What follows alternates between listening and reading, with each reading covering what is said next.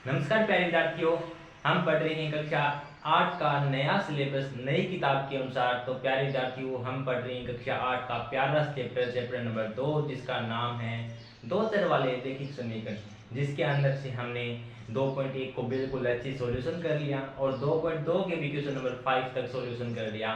आज हम सीखने वाले हैं क्वेश्चन नंबर 5 से आगे के क्वेश्चन, उनको सॉल्यूशन करने वाले हैं। और आपको दावे के साथ कहना चाहता हूँ, आपको एक भी ऐसा क्वेश्चन नहीं होगा जो आपको बोरिंग हो लगेगा। आपको बिल्कुल जीरो लेवल से समझा के चलूंगा। आपको अगर मैथ आती है तो भी अच्छा है, अगर नहीं आती है तो भी आपको डरने की बिल्कुल आवश्यकता नहीं है, क्योंकि आप उस चैनल पे आ चुके हैं जहां आपको बिल्कुल जीरो लेवल से सिखाने का काम किया जाता है।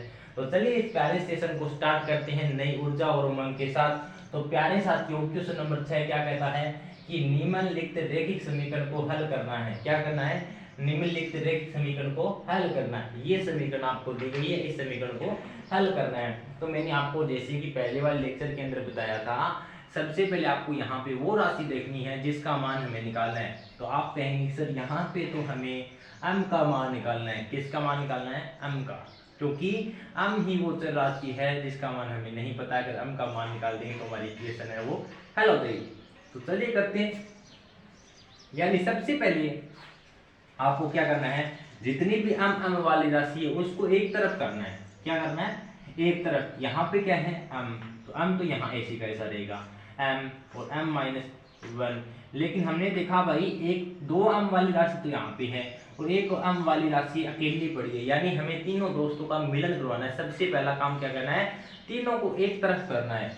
यानी m माइनस 2/3 माइनस का इधर आएगा तो m माइनस 2 क्या हो जाएगा 3 प्लस का हो जाएगा। इधर आके क्या हो जाएगा?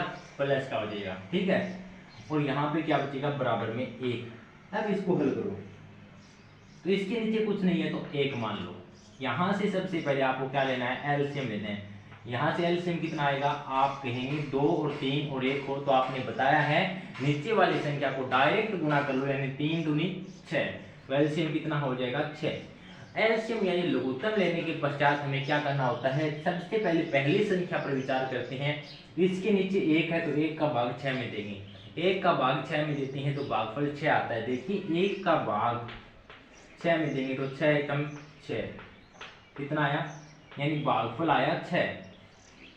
अगर भागफल 6 आ गया तो जो भागफल आया उसको ऊपर वाली संख्या यानी m से गुणा कर दो। 6 को m से गुणा किया, आपने कहा 6m माइनस है तो माइनस 2 का भाग 6 में दिया, 2 दिया 6, 2 दिया 6, भागफल 3। 3 को ऊपर वाली संख्या से गुणा करना है, यानी 3 को आपको अगर आपके पास m माइनस 1 इस रूप में होना, एक बार उसको ब्रैकेट लगा के यानी ऐसे गुणा के रूप में लिख दिया, तो उसको बाद में हल करेंगे। यानी हमने 3 को m माइनस 1 से गुणा कर दिया, फिर प्लस है तो प्लस, ताकि हमसे कोई गलती ना हो। वैसे डायरेक्ट हम कर सकते थे, देखो 3 को हम से गुणा करते माइनस 3 आता और 3 को माइनस से करते प्लस हो जाता, क्योंकि माइनस माइनस, लेकिन कहीं ना कहीं हमें गलती होने का चांस यहाँ लगता है।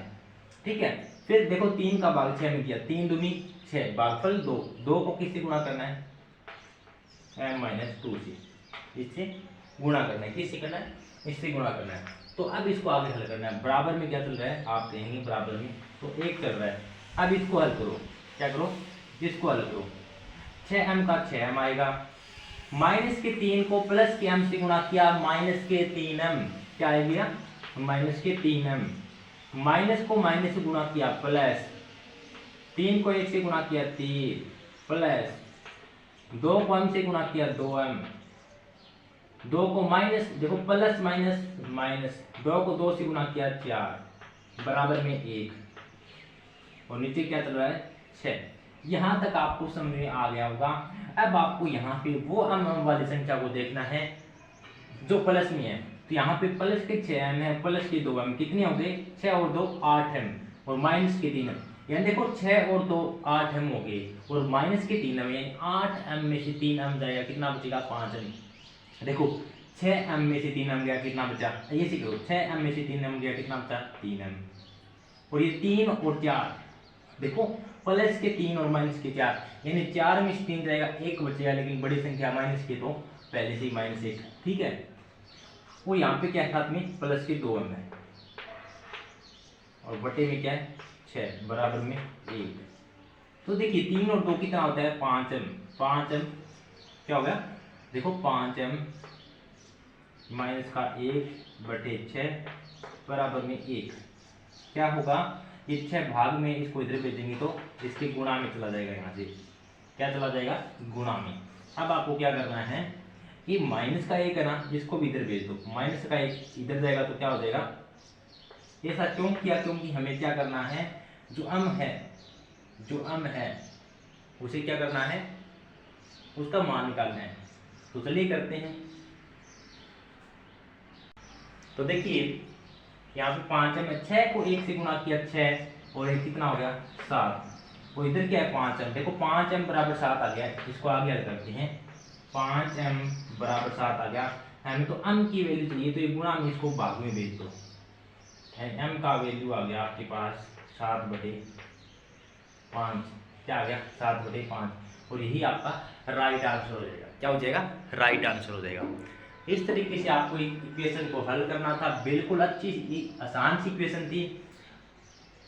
आपको पहले बस लघुत्तम लेना आना चाहिए, अगर लघुत्तम लेना अगर आप जानते हैं तो बिल्कुल आसान सा क्वेश्चन है। लघुत्तम लेने के पश्चात आपको थोड़ा सा इसको गुणा भाग करना है, गुणा भाग करने के पश्चात आपके सामने डायरेक्ट आंसर आ जाएगा। बस आपको अपनी लाइन से नहीं भटकना है, अपनी लाइन से नहीं उतरना है। सबसे पहले अम वाली संख्या को एक तरफ करनी है, फिर उसके साथ लघुत्तम लेना है, लघुत्तम लेने के बाद उसको थोड़ा काटा पीटा करनी है, उसके बाद आपका आंसर आ जाएगा। यही काम है बस, उसके अलावा कुछ याद नहीं रखना आपको। चलिए चलते हैं क्वेश्चन नंबर 7 पर, उसको देखते हैं, उसको समझते हैं क्या कहता है क्वेश्चन नंबर 7। तो ये रहा आपका क्वेश्चन नंबर 7। इसमें आपको क्या बोला गया है, इसमें बोला गया है कि जो निम्नलिखित समीकरण है उसको सरल रूप में बदलते हुए हल करना है। यानी पहले आपको सरल रूप में बदलना है, उसके बाद हल। यानी आपको हिंट दी गई है, उससे भी आसान क्वेश्चन है।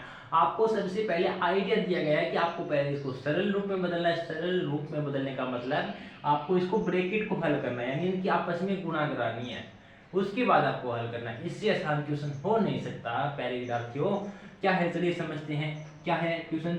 सबसे पहले देखो 3t-3 बराबर 5, 2t + 1। यहाँ से एक बात तो पता चल जाती है कि यहाँ से मैं t का मान निकालना है। किसका मान निकालना है, t का मान। तो सबसे पहले हम क्या करेंगे, गुणा कराना है आपको, यानी 3 का पहले t के साथ गुणा कराना है, फिर 3 के साथ गुणा कराना है।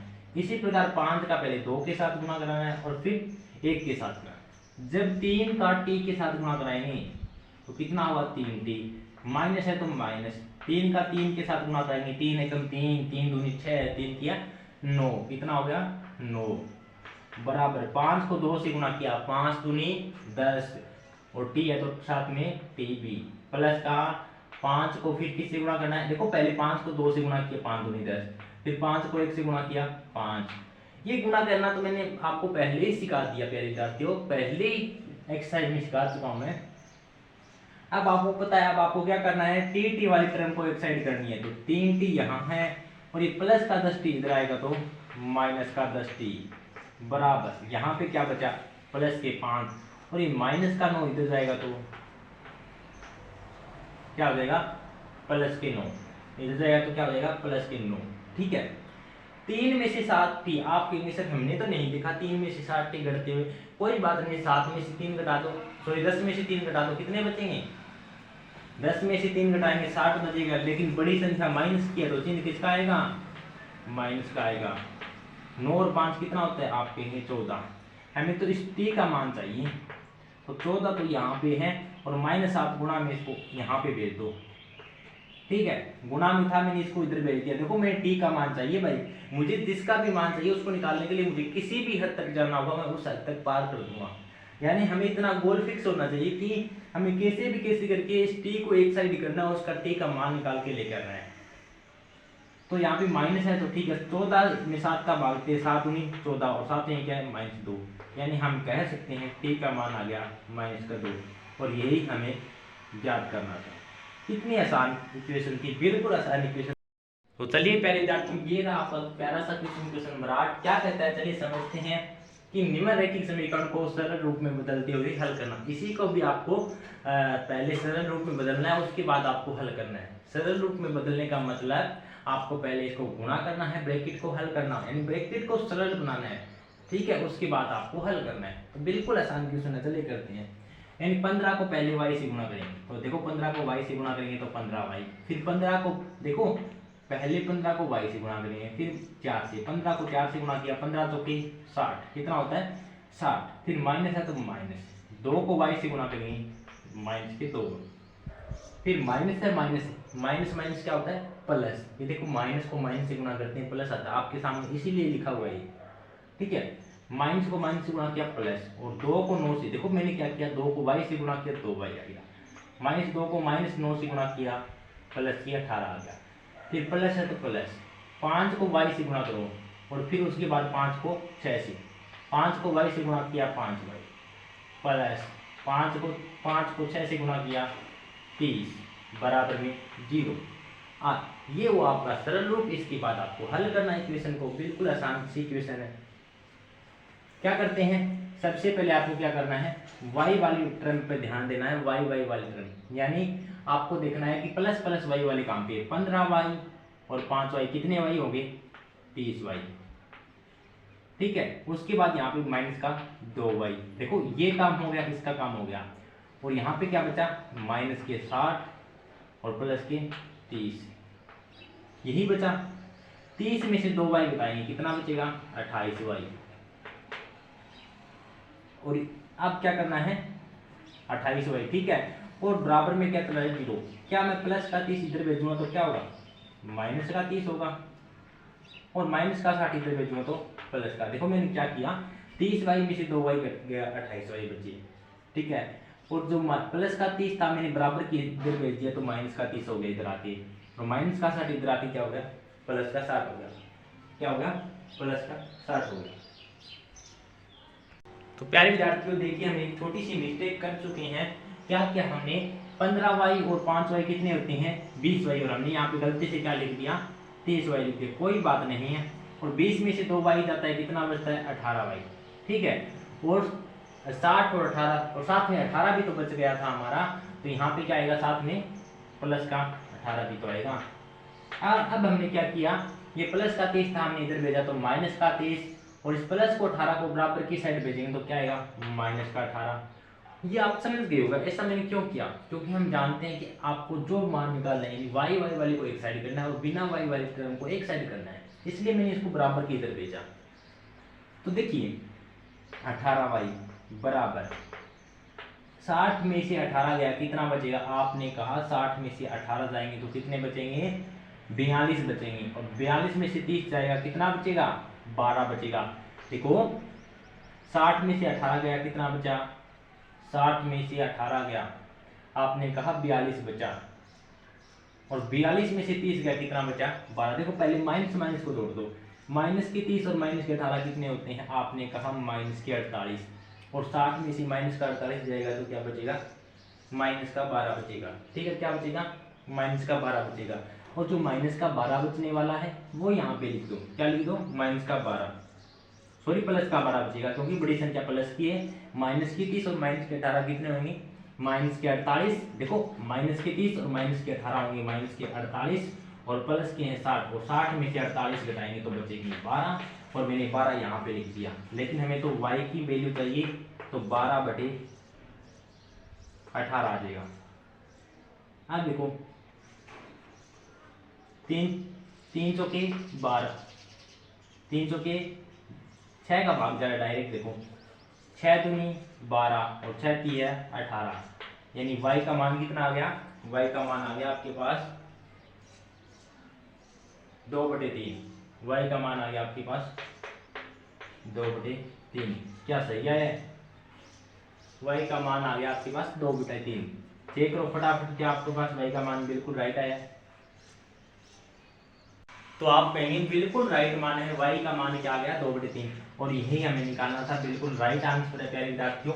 इस तरीके से हमें इस इक्वेशन को हल करना था, बिल्कुल आसान सी इक्वेशन थी। सबसे पहले आपको सरल करना है, सरल करने के बाद आपको क्या करना है y वाली टर्म को एक साइड करना है और बिना y वाली टर्म को दूसरी साइड भेज देना है।